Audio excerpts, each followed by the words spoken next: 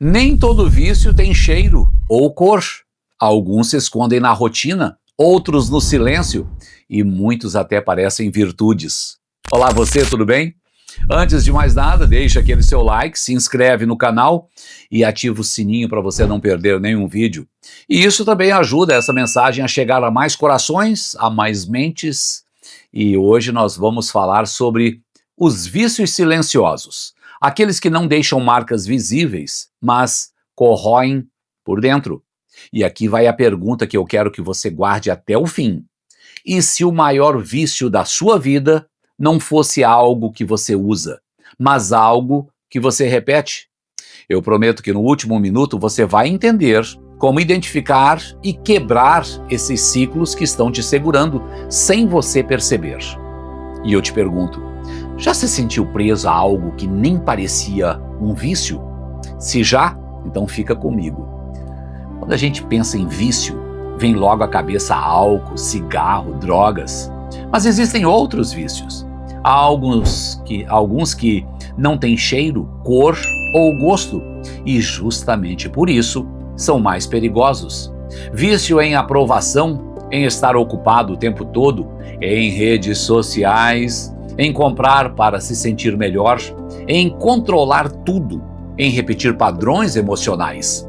Esses hábitos não são vistos com o mesmo peso, mas podem drenar sua energia, a sua paz e até a sua identidade. O problema é que a sociedade muitas vezes aplaude esses vícios. Chamam de dedicação, produtividade, padrão de vida. Só que por trás do aplauso há uma prisão invisível. Quero te contar sobre Clara. Era reconhecida no trabalho como a mais dedicada. Ficava até mais tempo, até mais tarde no trabalho, nunca dizia não para um projeto, só que por dentro vivia exausta.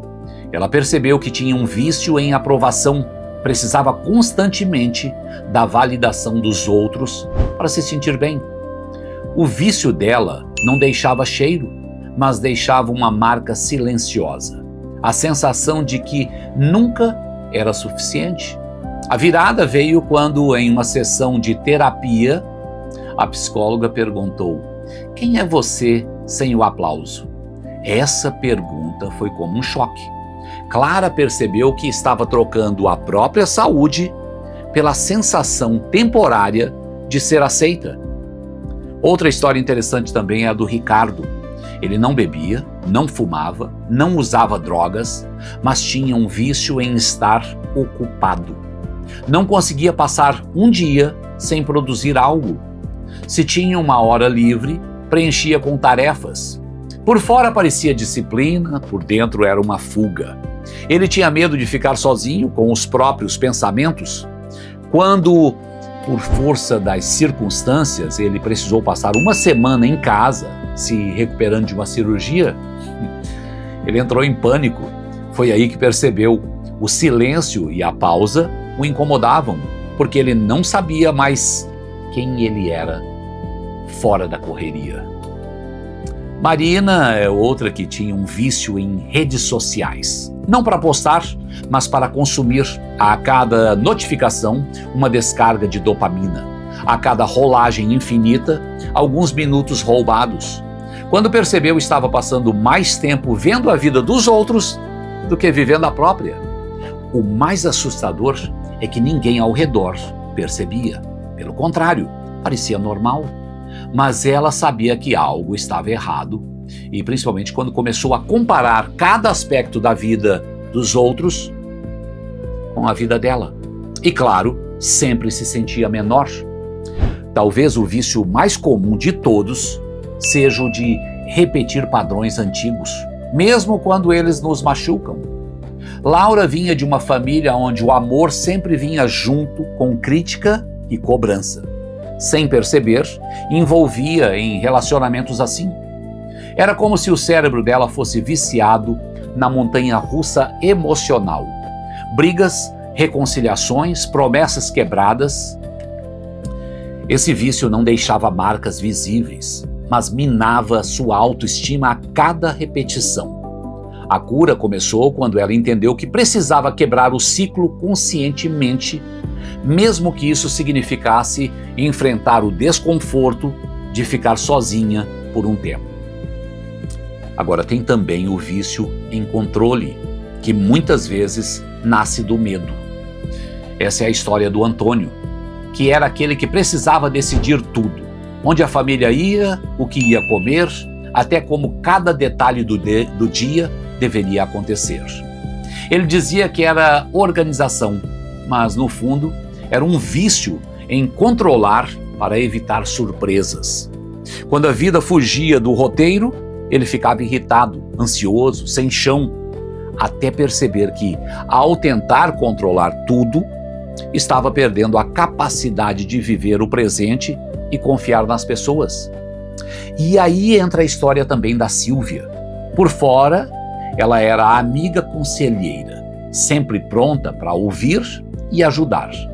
Por dentro tinha um vício em resolver os problemas dos outros, mesmo quando ninguém pedia. Ela acreditava que estava sendo útil, mas no fundo usava isso para fugir dos próprios conflitos. Passava horas no telefone ajudando familiares, dando dicas para colegas, acompanhando crises alheias, enquanto a própria vida ficava em segundo plano. O dia em que percebeu isso foi doloroso. Ela estava tão focada em salvar os outros que tinha esquecido de salvar a si mesma. A grande questão é, por que esses vícios são tão difíceis de identificar? Porque muitas vezes eles vêm disfarçados de virtude. Trabalhar demais pode ser elogiado. Estar sempre disponível pode ser visto como generosidade. Querer ser aceito pode parecer apenas por sociável. Mas vício não é sobre o que você faz, e sim sobre o que acontece com você quando não consegue parar de fazer. É quando a ausência daquilo que te causa ansiedade e irritação vazio. É quando aquilo deixa de ser escolha e vira necessidade. E lembra da pergunta que eu te fiz lá no começo? E se o maior vício da sua vida fosse algo que você usa, mas algo que você repete? Essa pergunta, e se o maior vício da sua vida não fosse algo que você usa, mas algo que você repete? A resposta é que o vício é qualquer padrão que rouba sua liberdade de escolha.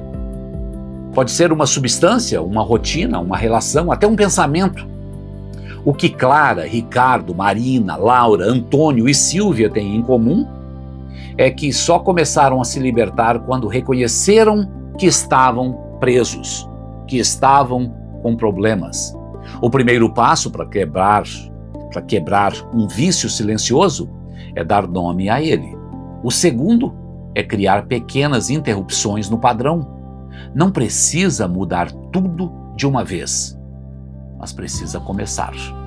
E talvez hoje seja o dia de olhar para si e perguntar: o que eu faço que me parece normal, mas que me esgota por dentro? Pode ser que a resposta não venha de imediato, mas quando vier, ela vai te dar a chance de trocar compulsão por consciência. E consciência é liberdade. É escolher trabalhar porque você quer e não porque você precisa provar algo. É usar redes sociais porque gosta e não porque teme ficar de fora. É dizer não sem culpa. É romper ciclos mesmo quando eles parecem confortáveis. Então aqui vai o desafio. Escreva 3 coisas que você faz todos os dias, quase sem perceber. Depois pergunte-se para cada uma: isso me aproxima ou me afasta de quem eu quero ser? Se te afasta, talvez seja a hora de repensar. Nem todo vício tem cheiro ou cor, mas todo vício tem um custo. E a vida é curta demais para gastar energia com o que não te constrói. E se esse vídeo te fez sentido para você, comenta aqui embaixo: eu escolho liberdade. Compartilha com quem precisa ouvir isso e nunca se esqueça, O vício mais perigoso é aquele que parece normal, porque ele se alimenta do seu silêncio.